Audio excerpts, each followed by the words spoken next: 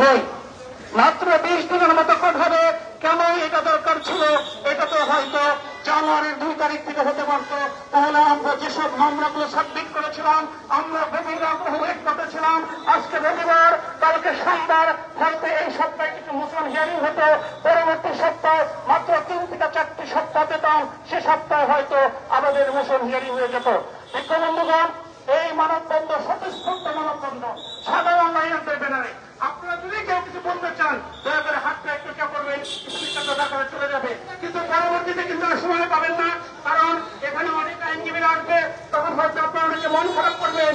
কিন্তু বিক্ষোভ বন্ধকর যারা শুনছেন, এটা কিন্তু কোনো রাজনৈতিক ব্যানারে না, এটা হচ্ছে অ্যাবসলিউটলি সাধারণ লাইনের ব্যানারে। আপনারা যদি মনে করেন এই সাফারিং আপনাদের, আপনারা যদি মনে করেন এখানে জুডিশিয়াল কাজ করার জন্য বেঙ্গলের একটা স্থিতিশীলতা দরকার, আপনারা যদি মনে করেন এটা 18 ডিসেম্বর পঞ্জিত থাকাটা স্বাভাবিক ছিল, তাহলে কেন আপনারা দেরি করছেন?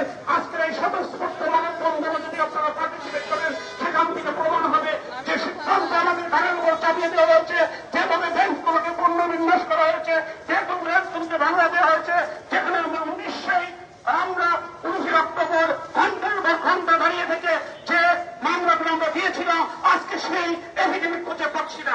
একটা এফিডেভিট করতে মিনিমাম 5,000 টাকা লাগে। এইভাবে আমরা প্রতিদিন সাফারিং করছি। সেই জায়গা আমাদের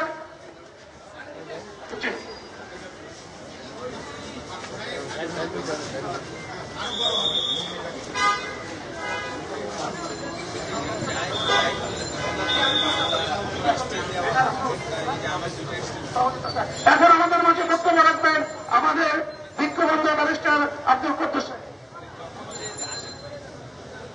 বিক্ষোভবন্ধুরা, আমরা অতিশয় দুঃখের সাথে জানাচ্ছি যে আজকে আমরা রাস্তায় এসেছি মানববন্ধনের জন্য। কারণ আর মাত্র 20 দিন আছে, এই 20 দিন পরেই আমাদের ভ্যাকেশন হবে। আমাদের যতগুলো কোর্ট ছিল, প্রত্যেকটা কোর্ট ভেঙে দেওয়া হয়েছে। আমরা বিচারপ্রার্থী জনগণের জন্য কোনো কিছু করতে পারছি না। বিচারপ্রার্থী জনগণ এখানে এসে তাদের যে আকুতি, সেই আকুতিগুলো আমাদের জানিয়েছে। আমরা বিশ্বাস করি বেঞ্চ এবং বার এক যদি হয়ে আমরা কাজ না করতে পারি, তাহলে আমাদের দেশে যে আইনি জট, যে মামলার জট শুরু হয়েছে, এই জট কখনো করবে না। আর শিক্ষাবন্ধুরা, আমরা প্রত্যেকটাই জানাতে চাই যে মামলায় যাদের কোনো খালাসের ভিতরে বিষয় নেই, তারা নিষ্পত্তির জন্য এই চিফ জাস্টিস যে সিদ্ধান্ত নিয়েছেন, আমি তার তীব্র প্রতিবাদ জানাচ্ছি এবং আমি বলতে চাই যে আপনি এই সিদ্ধান্ত প্রত্যাহার করে আইনজীবীদের পক্ষে সিদ্ধান্ত গ্রহণ করুন এবং যে সমস্ত কোর্ট ভেঙে দিয়েছেন সেই সমস্ত কোর্টকে একই রকম রেখে কোর্ট পরিচালনা করুন। এই আশাবাদ ব্যক্ত করে আমি আমার কথা শেষ করছি। এখন আমাদের মধ্যে বক্তব্য রাখবে আমাদের বিজ্ঞবন্ধু ব্যারিস্টার মুরাদ ভাই, ব্যারিস্টার মুরাদ ভাই, ব্যারিস্টার মোহাম্মদ মররম শাহবুল আপনাদের মধ্যে বক্তব্য রাখবেন। আজকে আমরা এখানে যারা উপস্থিত হয়েছি, কেন উপস্থিত সবাই জানে, কিন্তু আমি শুধু এটি বলতে চাই যে কারণে আমরা উপস্থিত হয়েছি, যদি আমাদের দাবি মেনে নেওয়া হয়, আমাদেরকে যদি আগের পুনরায় কোর্টগুলোকে আবার যদি নতুন ওই আগের মতো সাজানো হয়, তাতে আমাদের কি উপকারটা আসবে? আমি মনে করি তাতে আমাদের কোনো উপকার আসবে না। কেন উপকার আসবে না? ইতিমধ্যে আমাদের যে মোশনগুলো ছিল, যেগুলো হার্ডিং পার্ট, তারপর হচ্ছে যেগুলো হচ্ছে স্ট্যান্ড ওভার ছিল বা যেগুলো লিস্টে ছিল, সেগুলো কিন্তু ভেঙে গেছে। আজকে ভেঙে যাওয়ার কারণে যদি আবার নতুন করে কোর্টগুলো আগের মতো হয়ও, রবিবার থেকে যদি নতুন করে আগের কোর্টগুলো যায়, আমাদের নতুন করে যদি আমাদের জমা দিতে হয়, তাহলে কি এই সময়ের মধ্যে, যে সময়ের মধ্যে আমরা মোশনগুলো শেষ করতে পারতাম, সেটা কি শেষ করতে পারবো? সেটাও কিন্তু সন্দেহ হয়ে গেছে। তার মানে কি আমরা দুই দিকে বিপদে আছি।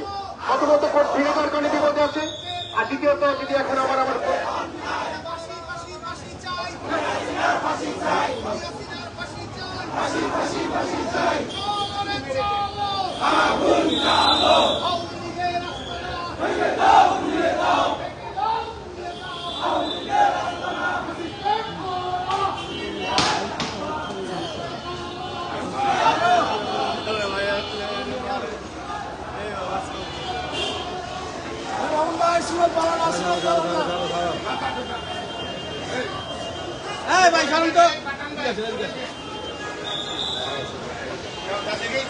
দুঃখিত, যা বলছিলাম, আজকে এই যে বেঞ্চগুলো ভেঙে গেল তাতে আমাদের যে ক্ষতিটা হলো এই ক্ষতি কিন্তু অপূরণীয়। এটা কিন্তু আপনার হওয়ার সুযোগ নাই। আবার নতুন করে ওই বেঞ্চগুলো কিনার সুযোগ নাই, কারণ আবার নতুন করে জমা দিয়ে আবার নতুন করে লিস্টে আনা, আবার সেই পাউডার, আবার সেই স্ট্যান্ড ওভার, এটা কিন্তু আমাদের আর নতুন করে সম্ভব না। হয়তো সময় যেহেতু কম, অনেকগুলো মামলা ছিল, যেগুলো লিস্টে ছিল, পাইপলাইনে ছিল, সেগুলো কিন্তু আবার নতুন করে আবার এই প্যাকেজে আনতে হবে। তো সামনে ভেকেশন আছে, তো যেই কথার সপ্তাহ ছিল এইটা যে উপর ক্ষতিগুলো হলো, আমি মনে করি আজকে আমাদের যদি দাবি মেনে নেওয়া হয়, এরপরও আমরা ভয়ঙ্কর ক্ষতির মুখে সম্মুখীন আছি। তা আমাদের সিনিয়ররা যারা আছে তারা হয়তো এই বিষয়গুলো দেখবেন, কারণ আসলে কিন্তু নতুন করে যে আর সুযোগ নেই, আমাদের আর সুযোগ নাই। আমার কিছু ব্যাটার ছিল, আমি মনে করি যারা ক্রিমিনাল বেঞ্চ, যারা ক্রিমিনাল মোশনগুলো বেশি করে ক্রিমিনাল, তাদের জন্য কিন্তু যে ক্ষতিগুলো হয়েছে, আমরা যারা কমিটমেন্ট গুলো ছিল যে হ্যাঁ সামনে সপ্তাহে জামিন হয়ে যাবে, যেগুলো রুল হিয়ারিং গুলো ছিল বা রিটেন যেগুলো ম্যাটারগুলো ছিল যে আমাদের হয়ে যাবে, সেগুলো কিন্তু আর নতুন করে আবার এনে আবার ফিক্স করে আবার করা কিন্তু কঠিন হয়ে যাবে। তো ধন্যবাদ সবাইকে। আমরা আশা করি এই ধরনের আমাদের জন্য, যেহেতু বার এবং বেঞ্চ একসাথে আমরা কাজ করি, আমাদেরকে এমন জায়গায় পৌঁছে দিবেন না যারা আপনাদের কিছু হোক বা না হোক আমাদের অত্যন্ত ক্ষতির সম্মুখীন। ধন্যবাদ। আপনারা বিজ্ঞবন্ধুগণ হয়তো আমাদের মানববন্ধন সবাই সংক্ষিপ্ত করার চেষ্টা করবেন। এখন অনুরোধ জানাচ্ছি বক্তব্য রাখার জন্য জাহিদ হোসাইন মিঠু। জাহিদ হোসাইন মিঠু।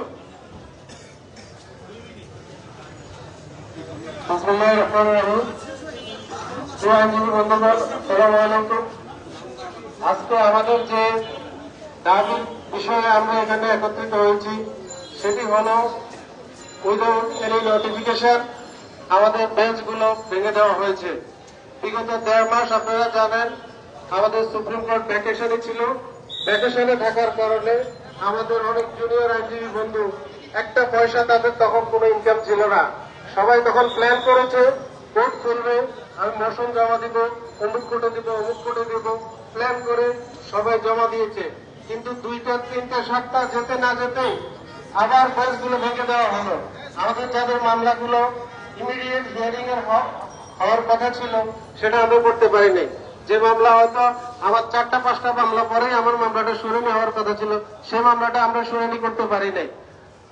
এই কারণে আমাদের যে অপূরণীয় ক্ষতি হয়ে গেল সেটা তো আমরা রিপেয়ার করতে পারবো না। তাই এর প্রতিবাদে আমাদের বিজ্ঞ সাধারণ আইনজীবীরা গতকালকে রেজিস্ট্রার জেনারেলের সাথে দেখা করেছেন। গত বৃহস্পতিবারে বারের পক্ষ থেকে দেখা করে আমাদের দাবিগুলো জানানো হয়েছে, কিন্তু এই দাবি জানানোর পরেও আমাদের দাবির সপক্ষে ওনারা কোনো ব্যবস্থা নেন নাই।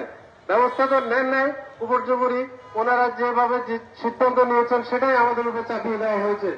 সম্মানিত বন্ধুগণ, আইনজীবী সমিতির নেতৃবৃন্দ এবং চিফ জাস্টিস মহোদয়ের দৃষ্টি আকর্ষণ করছি, রেজিস্ট্রার জেনারেলের দৃষ্টি আকর্ষণ করছি, অনতিবিলম্বে আমরা যারা সাধারণ আইনজীবী আছি, আমরা এখানে কোনো দলের ব্যানারে আসি নাই, আমরা সাধারণ আইনজীবী ব্যানারে আসছি। আমাদের দাবিগুলো আপনি মেনে নিন। অতি সত্বর দ্রুত আমাদেরকে মোশন বেঞ্চগুলো আরো বাড়িয়ে দেওয়া হোক, আমরা যাতে আমাদের যে পেন্ডিং মামলাগুলো আছে আমরা সেগুলো যাতে খুব সহজে করতে পারি। ধন্যবাদ সবাইকে। আসসালামু আলাইকুম। এখন অনুরোধ জানাচ্ছি সাহেবা জাহিদা সুলতান রত্নাজিকে সংক্ষিপ্ত বক্তব্য দেওয়ার জন্য। বিসমিল্লাহির রহমানির রহিম। আমাদের প্রিয় এই যে বার সমিতি এবং মহামান্য সুপ্রিম কোর্টের আমাদের চিফ জাস্টিসের প্রতি বিনীত আহ্বান হবে যে আমাদের এখানে বার এবং বেঞ্চের একটা সুসম্পর্ক এবং আমাদের এখানে রুটি রুজির আমরা যারা সাধারণ আইনজীবী আছি, আমরা যে মামলাগুলি কত কষ্ট করে যে শুনানির পর্যায়ে নিয়ে এসেছি, এখন ওই যে সামনে আবার ভ্যাকেশন আছে, তাহলে আমরা কিভাবে এই মামলাগুলি করতে পারি? আমাদের এই দিকে আমরা আগেকার সরকারের থেকে আমরা সবাই জানি যে বর্তমান সরকার আমাদের আইন এবং বিচার ব্যবস্থায় আরো ভালো হবে। আমরা কি দেখতে পাচ্ছি? আমরা আরো নিগৃহীত হচ্ছি। আমরা সাধারণ জনগণ এবং যারা বিচার প্রার্থী তাদের অবস্থা আরো করুণ হচ্ছে। আমরা চাই যে চিফ জাস্টিস এবং রেজিস্ট্রার যারা আছেন এবং দায়িত্বে যারা আছেন তারা সরকারের দিক চিন্তা না করে আমাদের বর্তমান অবস্থার উপরে ভিত্তি করে আমাদের আমাদের আইনজীবীদের প্রতি একটু সজাগ দৃষ্টি দেন, তাদের সুখ দুঃখের সুবিধা অসুবিধার দিকে দৃষ্টি দেন এবং মক্কেল যারা আছে তারা বিচারপ্রার্থী তাদের দিকে দৃষ্টি দেওয়ার জন্য বিনীত আহ্বান জানাচ্ছি। আপনাকে আবারও অনুরোধ জানাচ্ছি, আপনারা আমাদের বিচার ব্যবস্থাকে একটু আমাদের সাধারণ মানুষের জন্য একটু সুগম করুন।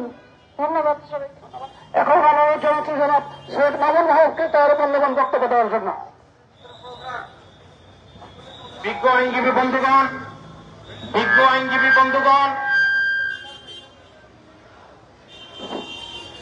বন্ধুগণ,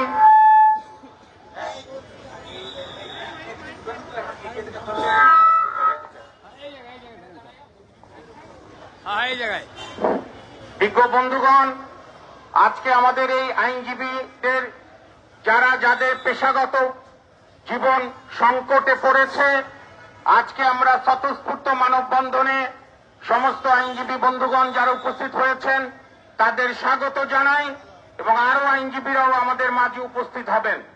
বন্ধুগণ, আমি আপনারাই বক্তব্য রাখবেন। আমি খালি দুইটি বিষয় বলে আমার সংক্ষিপ্ত বক্তব্য শেষ করছি। সেইটা হচ্ছে অনুচ্ছেদ 107(3) আমাদের সংবিধান। সেই সংবিধানের 3-এর বাংলাটা হচ্ছে, এই অনুচ্ছেদের অধীন বিধি প্রণয়ন সাপেক্ষে প্রধান বিচারপতি বেঞ্চ সমূহ গঠন করবে, কোন বেঞ্চে কোন জজ বসবে।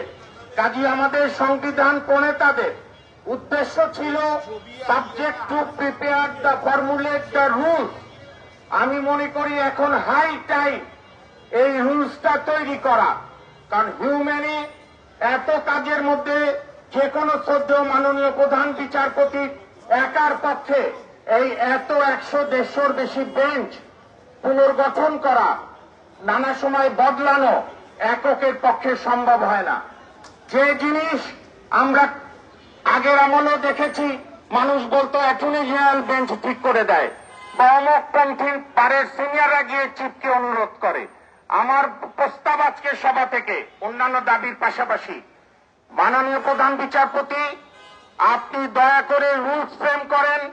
মাননীয় সদ্য প্রধান বিচারপতি আপিল বিভাগের একজন বিচারপতি সিনিয়র মোস্ট এবং হাইকোর্ট বিভাগের একজন সিনিয়র মোস্ট বিচারপতি, 3 জনের নেতৃত্বে কমিটি করেন। আপনারা র্যান্ডম বদল না করে পরবন্ধের আগে পরে মাঝখানে জরুরি প্রয়োজন হলে, আর যেহেতু বার বেঞ্চ মিলে বার, সেই হিসাবে আপনারা পরামর্শ নেবেন রাষ্ট্রের অ্যাটর্নি জেনারেলের সঙ্গে এবং বারের প্রেসিডেন্ট সেক্রেটারির সঙ্গে যারা এই দায়িত্বে থাকবেন। কারণ প্রত্যেক প্রধান বিচারপতি ফেলিসিটেশনে বলেন, যথার্থই বলেন যে বার ও বেঞ্চ একই পালকের 2টি পাখা। তো সেই 2টি পাখার মধ্যে একটি পাখাকে অন্ধকারে রাখলে আরেক পাখা উঠতে পারবে না। আমাদের এই কোর্ট হচ্ছে 3 পায়া টেবিল, 3টা পা। একটা হচ্ছে সদ্য বিচারপতিবৃন্দ কোর্ট স্টাফ, আরেকটা হচ্ছে আইনজীবীরা তাদের স্টাফ ক্লার্ক, আর সবচেয়ে ইম্পর্টেন্ট হচ্ছে এই যে আমাদের বিচার প্রার্থী জনগণ। এটা বঙ্গভবন না, এটা প্রধানমন্ত্রীর কার্যালয় না, এটা যমুনা না যে ব্যারিকেড দিয়ে লোকজন আসা লাগবে না। এখানে যদি বিচার প্রার্থী জনগণ না আসে, আইনজীবীরা বেকার হয়ে যাবে, মাননীয় বিচারপতিরাও বেতন নিতে ইতস্তত বোধ করবেন, কারণ কোনো কাজ থাকবে না। কাজেই আলাপ আলোচনার মাধ্যমে এটি অনতিবিলম্বে আপনি রুলসটা তৈরি করে দেন। এবং একই সঙ্গে এখন আরো একটা সময় এসেছে, আমরা চাই না আপনাদের নিয়ে কোনো বিতর্ক উঠুক। অ্যাপিলেট ডিভিশনে এনরোলমেন্ট এবং সিনিয়র অ্যাডভোকেট এনরোলমেন্টের জন্য অবিলম্বে বিধিমালা এবং ক্রাইটেরিয়া ঠিক করেন, যাতে কোনো বিতর্ক না ওঠে। আর সর্বশেষ আমি অনুরোধ জানাবো মাননীয় প্রধান বিচারপতিকে, আপনার কাছে অনেকেই জানিয়েছে, আমরা আজকে এখানে সমস্ত পেশাজীবী আইনজীবী প্র্যাকটিসিং লয়াররা সমবেত হয়েছি। আপনি আগামীকালের মধ্যেই রিটের হিয়ারিং বেঞ্চ, সিভিলের হিয়ারিং বেঞ্চগুলো ফিরিয়ে আনেন। যে 4-5টা মোশন বেঞ্চ বদলিয়েছেন তার মধ্যে ন্যূনতম 2টা মোশন বেঞ্চ এনে দেন। আর যারা কেবল কনফার্ম হয়েছে তাদেরকে দিয়ে এখনই রিটের মতো মোশন বেঞ্চ না দিয়ে, বিশেষ করে যারা জেলা জজ থেকে হয়েছেন তাদেরকে আরো কিছুদিন অভিজ্ঞতা নেওয়ার সুযোগ দেন। এবং আমরা চাই আদালত সচল থাকুক। কিন্তু আজকের মানববন্ধনই আমাদের প্রোগ্রামের শেষ না, এই মানববন্ধন আমাদের প্রোগ্রামের শুরু।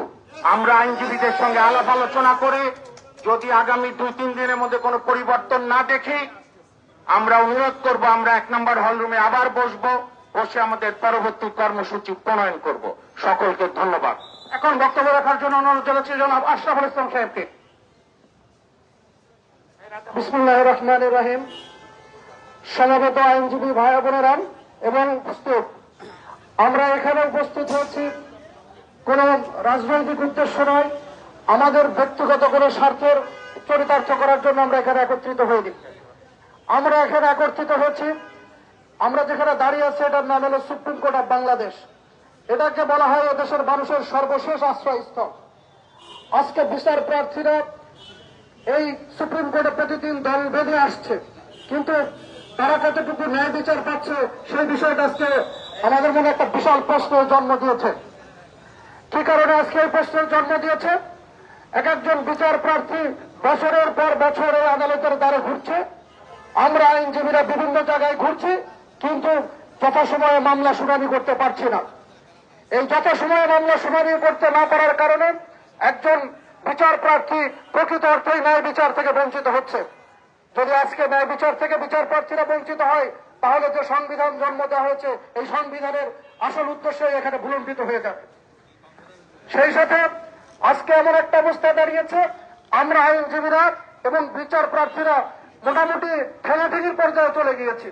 আমাদের মক্কেলরা প্রতিদিন আমাদেরকে ফোন করে আমার মামলাটার কি অবস্থা। আমি বললাম এই তো আপগ্রেড করেছে, আপনার মামলা হয়ে যাবে, কিন্তু পরের দিনই দেখা গেছে যে মামলা বেঞ্চ ভেঙে গেছে। আমার নিজের অভিজ্ঞতা, আমি একটা মামলা 10তম বার ফিক্স করেছি। একটা মামলা 19 সালের একটা রিট মামলা 5মবারের মতো আজকে ফিক্স করার জন্য সিরিজ জমা দিয়ে আসলাম। তাহলে এখানে আমার অবস্থা কি থাকলো? এই মামলাগুলোতে যদি বছরের পর বছর আমরা ফিক্স করতে থাকি, কোর্টে দৌড়াতে থাকি, মক্কেল তো আর আমাদের প্রতিদিনকার ফি দেয় না। জজ কোর্টে প্রতিদিন হাজির আছে, হাইকোর্টে কোনো মক্কেলের ডেইলি ফি নাই। তো আমরা মক্কেলদের কাছ থেকে নির্ধারিত ফি আদায় করি, যার যেমন সামর্থ্য আছে সামর্থ্য অনুসারে। এর চাইতে আরো বড় বিষয় থাকে, কোন মামলায় আমরা শুনানি করার জন্য সিনিয়র লয়ার এঙ্গেজ করি।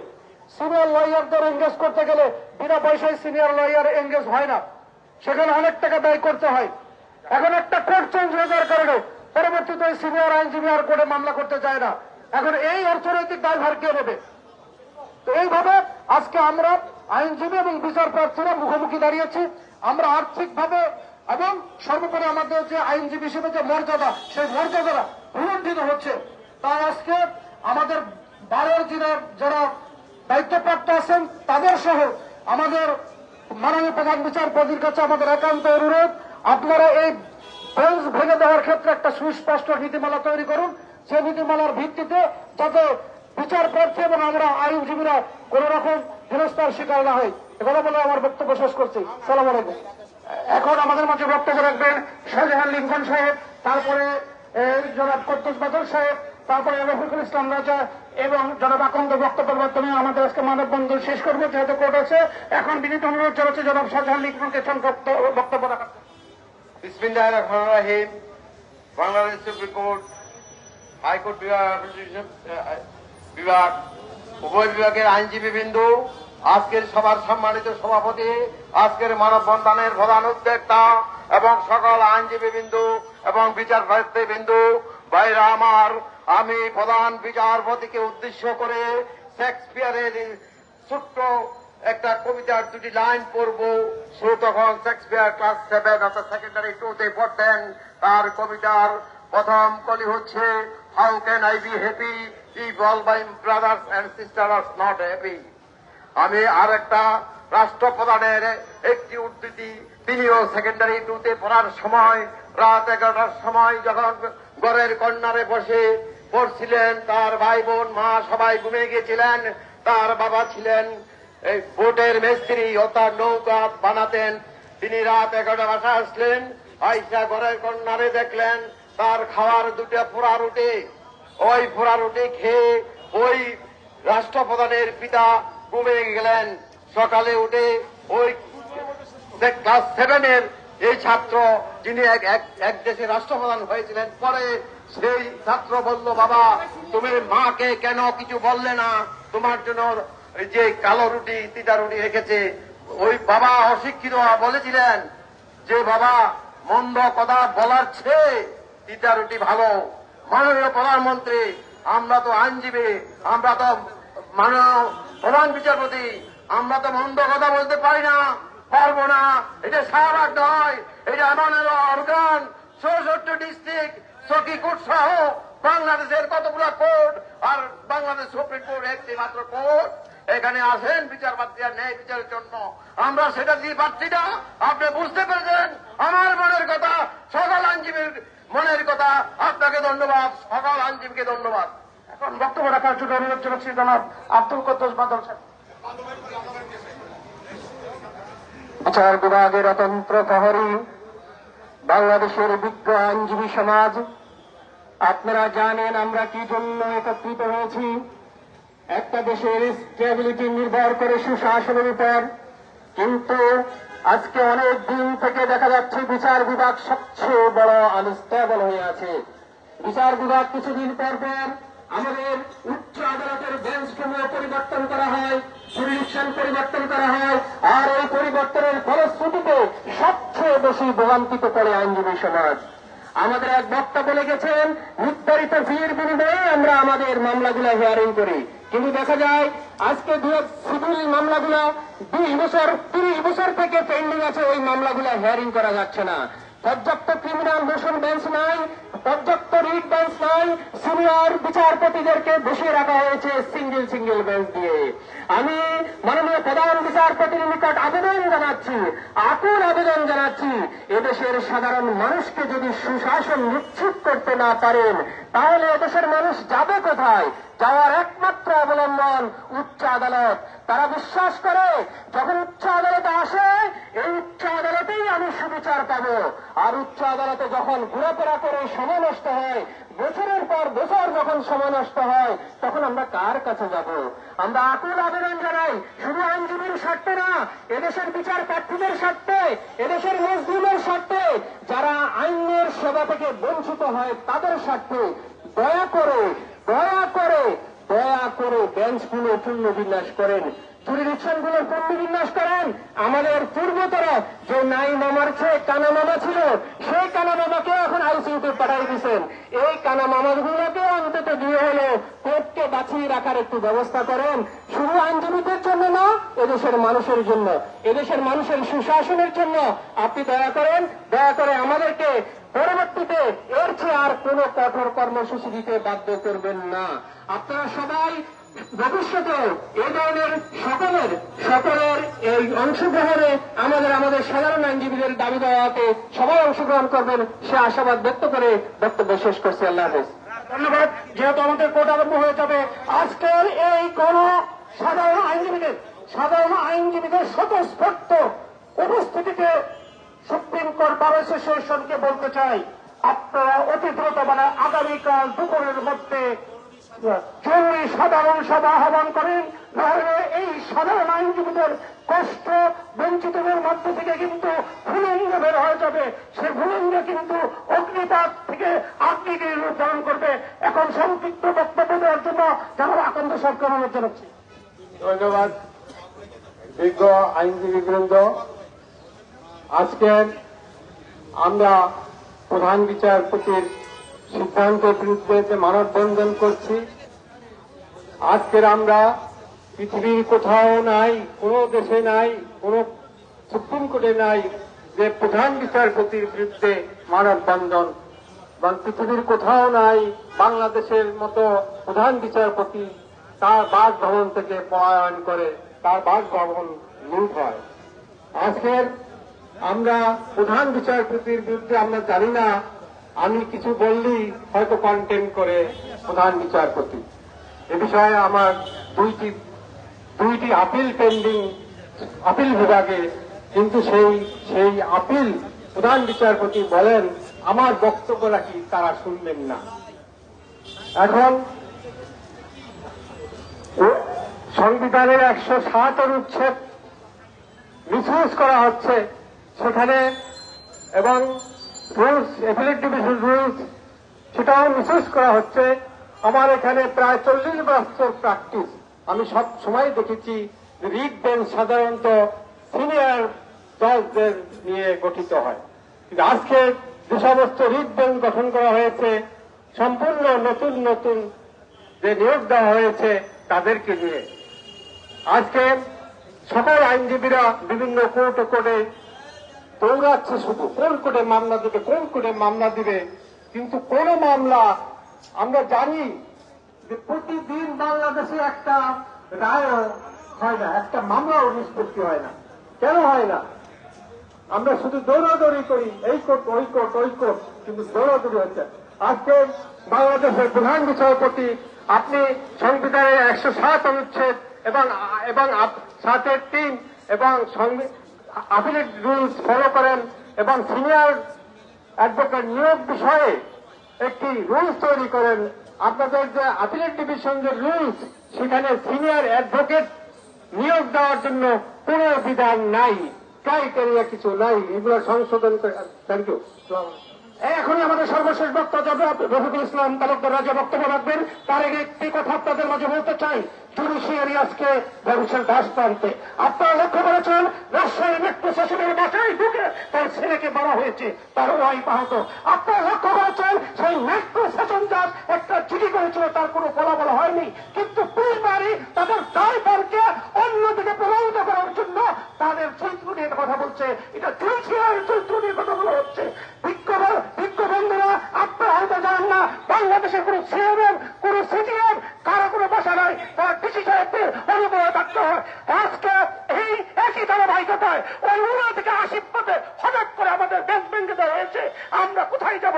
এখন সর্বশেষ বক্তব্য রাখার জন্য অনুরোধ জানাচ্ছি, শুধু একটি কথা স্মরণ করে দিয়ে, আমাদের মাননীয় প্রধান বিচারপতি ছিলেন খাইরুল হক, তাকে পিছিয়ে হাতগুলো বেঁধে দিয়ে পড়ে উঠানো হয়। ওই ক্যান্টনমেন্ট থেকে সেনাবাহিনীদেরকে এইখানে এসি গাড়িতে আনা হয়। এইটার প্রতিবাদ যদি আইনজীবীরা না করে, এই সম্মান যদি আইনজীবীরা না করে, এই রাষ্ট্রের 3টা অর্গানও জুডিশিয়ারি অস্তিত্ব থাকবে না। দেশ জাতি মানুষের স্বার্থে, বাংলাদেশের স্বার্থে সকলকে এই ব্যাপারে সচ্চেত হতে হবে। যারা প্রেসিডেন্ট সুলতানকে বক্তব্য রাখা এবং আজকে ধন্যবাদ। বিসমিল্লাহির রহমানির রহিম। বিজ্ঞ আইনজীবীবৃন্দ, আজকে আমরা এখানে সমবেত হয়েছি যে কয়েকদিন পর পর বেঞ্চ গঠন করা হয়, পুনর্গঠন করা হয়। আগামী সম্ভবত 15ই ডিসেম্বর থেকে 18ই ডিসেম্বর থেকে আমাদের সুপ্রিম কোর্ট বন্ধ হয়ে যাবে। আজকে মাত্র কয়েকদিন বাকি, এখন সমস্ত বেঞ্চগুলো ভেঙে দিয়ে সে নতুন আবার বেঞ্চ গঠন করা হয়েছে। আমরা আমরা বিশেষ করে আমি একটা কথা বলতে চাই, শুনানির জন্য, বিশেষ করে সিভিল রিভিশন এবং রিট শুনানির জন্য আমরা বারবার নতুন বেঞ্চ হলে আমরা সেখানে সাবমিট করি, বেঞ্চন স্লিপ দেই। কিন্তু আমরা যখন একটা পর্যায়ে আসে, শুনানির একটা পর্যায়ে আসে, তখনই সেই বেঞ্চ ভেঙে যায়। আমি 1998 সালে একটা সিভিল রিভিশন, এখন পর্যন্ত আমি 22 বার আমি একটা কোর্টে ফিক্স করেছি, 22 বার, এখন পর্যন্ত সেই মামলা শুনানি করতে পারিনি। তাহলে এবং রিট আমার এখনো 2006 সনের রিট, 2009 সনের রিট, 10 সনের রিট এখনো আমরা শুনানি করতে পারি নাই। গত কয়েকদিন আগে শুনানির যে কোর্টগুলো দেওয়া হয়েছিল, সেটা সিভিল রিভিশন এবং রিট শুনানি আমরা যথাযথভাবে আমরা সেখানে ফিক্স করেছি। কিন্তু আজকে হঠাৎ করে আমরা গত বৃহস্পতিবার দিন আমরা শুনলাম যে কোর্টগুলা ভেঙে দেওয়া হয়েছে। মাননীয় প্রধান বিচারপতি, আমাদের মাননীয় বন্ধুগণ, আজকে আমাদের এই মানববন্ধনে এসে উপস্থিত হয়েছেন সুপ্রিম কোর্ট বার সমিতির বারংবার নির্বাচিত সম্পাদক, বর্তমানের সভাপতি, বারবার আইনজীবীদের ভোটে যিনি মন্ডিত হন, সেই জন্যই আমাদের তার কাছে আবদার আরো বেশি। এবং আরো উপস্থিত হয়েছেন সুপ্রিম কোর্ট বারের সিনিয়র সহসভাপতি জনাব হুমায়ুন কবির মঞ্জু, আরো উপস্থিত হয়েছে সুপ্রিম কোর্ট বারের ভারপ্রাপ্ত সম্পাদক ব্যারিস্টার মাহফুজুর রহমান মিলন আমাদের অত্যন্ত ভালোবাসার, যে কারণে তার প্রতি অভিমানও, এবং আমাদের মেম্বার বন্ধু উপস্থিত হচ্ছেন শফিক সাহেব, অবি ফাতেমা সহ আমাদের রাসেল। আমি অনুরোধ করব শফিক সাহেব সবাই আমাদের ভোটে নির্বাচিত এবং সংগ্রামের মাধ্যমে। আমি রাজা সাহেবের অসমাপ্ত বক্তব্য শেষ করতে বলবো 1 মিনিটে, তারপরে বাড়ির নেতৃবৃন্দ বলবেন। এবং আমরা চাই প্রয়োজনে আপনারা কালকে জরুরি সাধারণ সভা করে সিদ্ধান্ত নিয়ে প্রধান বিচারপতিকে জানিয়ে আসুন, অথবা যদি মনে করেন না আপনারাই গিয়ে জানাবেন, কিন্তু কার্যকর হতে হবে। আইনজীবীরা দেয়ালে থেকে গেছে। সবাইকে ধন্যবাদ। আমি বক্তব্য দীর্ঘায়িত করব না। আমাদের সম্মানিত দলের প্রেসিডেন্ট আমাদের মাঝে উপস্থিত হয়েছেন, আমি তাকে ধন্যবাদ জানাই। এই কারণে উনি উপলব্ধি করতে পেরেছেন যে সাধারণ আইনজীবীদের মধ্যে সাধারণ আইনজীবীরা যে ক্ষুব্ধ হয়েছে। আজকে যদি এই যে বেঞ্চ পুনর্গঠনের বিষয়ে পাহাড়ের যদি একটা মতামত দেওয়ার একটা বিধান রুলস তৈরি থাকতো, পাহাড়ের পক্ষ থেকে যদি এখানে পাহাড়ের প্রেসিডেন্ট সহ যদি কয়েকজন প্রতিনিধি থাকতো, তাহলে আজকে এই যে বেঞ্চ দুদিন পর পর পুনর্গঠনের কারণে যে লিটিগেন্ট পিপুলরা যে অসুবিধার সম্মুখীন হচ্ছে, আজকে লিটিগেন্ট পিপুলরা আইনজীবীদেরকে বাদ পার বলা শুরু করে দিয়েছে। বলছে কি বলেন, গত মাসে বলেছেন আগামী সপ্তাহে মামলার শুনানি হবে, আজকে বলছেন কোর্ট থেকে গেছে, আবার নতুন করে শুনানিতে নামতে হবে। তাই আমরা পরিষ্কারভাবে বলতে চাই, 107 অনুচ্ছেদ অনুযায়ী যে বিধি তৈরি করার যে ক্ষমতা সংবিধানে দেওয়া হয়েছে, সেভাবে বিধান তৈরি করেন এবং বেঞ্চ পুনর্গঠনের ক্ষেত্রে সেই বিধান অনুযায়ী সব ব্যবস্থা নিতে হবে। আমি বক্তব্য আমি দীর্ঘায়িত করব না, আমি শেষ করছি। পরে নেতৃবৃন্দের প্রতি আমার অনুরোধ, সাধারণ আইনজীবীদের যে চাহিদা, সাধারণ আইনজীবীদের যে বক্তব্য, সেই বক্তব্য অনুযায়ী আপনারা অবিলম্বে একটা সাধারণ সভা ডেকে আইনজীবীদের মতামত দিয়ে মাননীয় প্রধান বিচারপতির কাছে আইনজীবীদের বক্তব্য পৌঁছে দিন। সকলকে ধন্যবাদ। এখন আমাদের মাঝে বক্তব্য রাখবেন আমাদের সুপ্রিম কোর্ট বারের সম্মানিত ভারপ্রাপ্ত সম্পাদক জনাব মাহফুজুর রহমান মিলন। বিসমিল্লাহির রহমানির রহিম। আজকের এই সাধারণ আইনজীবীর ব্যানারে যে প্রোগ্রাম, আমরা সুপ্রিম কোর্ট বার অ্যাসোসিয়েশন কার্যনির্বাহী কমিটি আমরা যারা আছি, এই ব্যানারের সাথে আমরা একাত্ম ঘোষণা করেই আমরা কিন্তু আজকে আসছি। আমরা কিন্তু আপনাদের তরফ থেকে বিলং করি, কারণ আপনারা আছেন বলেই আমরা আছি। আপনাদের দাবির সাথে আমরা একাত্মতা ঘোষণা করে আপনাদেরকে শুধুমাত্র এতটুকু তথ্য দিতে চাই, আমরা যখন গত বৃহস্পতিবারে এই লিস্ট আমরা যখন পেয়েছি, আমরা এই লিস্ট পাওয়ার সাথে সাথে সুপ্রিম কোর্ট বার অ্যাসোসিয়েশনের কার্যনির্বাহী কমিটি রেজিস্ট্রারদের সাথে দেখা করেছে, হাইকোর্ট, অ্যাপিলেট ডিভিশন এবং যে রেজিস্ট্রার জেনারেল মহোদয় আছে সবার সাথে দেখা করেছে। দেখা করার সাথে সাথে শুধু দেখা করাতে আমরা সীমাবদ্ধ ছিলাম না, আমরা কিন্তু লিখিতভাবেও চিঠি দিয়েছি। আমাদের দাবি, মেইন যে দাবিটা, সেটা হচ্ছে যে হাইকোর্টের যে ক্রিমিনাল বেঞ্চ আছে, সেই ক্রিমিনাল বেঞ্চগুলো বহাল রেখে নতুন বেঞ্চ দেখ। আমরা আগের যেগুলো আছে, কারণ আমরা জানি যে একটা মামলা লিস্টে আনার জন্য কতটা পরিশ্রম করতে হয় এবং কতটা টেনশন থাকে, এত কিছু পর্যায়ে। আর সামনে যেহেতু আমাদের একটা ভ্যাকেশন আসছে আবার ডিসেম্বর মাসে, তাহলে ডিসেম্বরের আগে কেন চেঞ্জ করা হচ্ছে? আমাদের দাবি একটাই, যে ক্রিমিনাল বেঞ্চগুলো বহাল রেখে আগের যেগুলো আছে সেগুলো বহাল রেখে নতুন ক্রিমিনাল মোশন বেঞ্চ দেখ এবং কিছু আমাদের রুল হিয়ারিং বেঞ্চ দেখ। এটা আমাদের দাবি। এবং রিটেরও আমরা পুনর্গঠন চেয়েছি, আগের যেগুলো আছে সেগুলো বহাল রেখে আবার দরকার নতুন করে দেখ। এখন আমাদের সামনে বক্তব্য রাখবে প্রেসিডেন্ট স্যার, যেহেতু আমার থেকে চাচ্ছে, এখন আমাদের সামনে বক্তব্য রাখবে আমাদের সুপ্রিম কোর্ট বার অ্যাসোসিয়েশনের আমাদের সভাপতি মহোদয় ব্যারিস্টার মাহমুদুদ্দিন খোকন। আপনি যে দাবি, আমরা অ্যাকচুয়ালি ওয়েট করছিলাম মাননীয় প্রধান বিচারপতির সঙ্গে দেখা করার জন্য। মাননীয় প্রধান বিচারপতির সঙ্গে দেখা করার জন্য উনি আরেকটা মিটিং আছে, সেই মিটিংটা শেষ করে উনি আসবেন 8টার দিকে, এবং এই বক্তব্যটাই বলার জন্য। যেটা আপনারা বলছেন সেটা কিন্তু আগের থেকে আমরা চিন্তা করছি।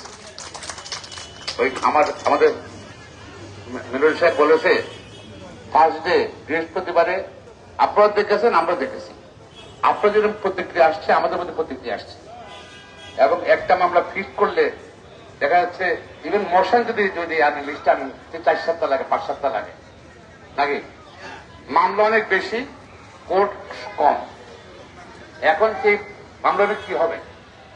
হিয়ারিং এর মামলা তো কোনো আনতে পারবে না। এই সিচুয়েশনে যদি হঠাৎ করে বন্ধের আগে যদি কোর্টটা ভেঙে যায়, এটা সকল বিচার প্রার্থীরা ক্ষতিগ্রস্ত হবে।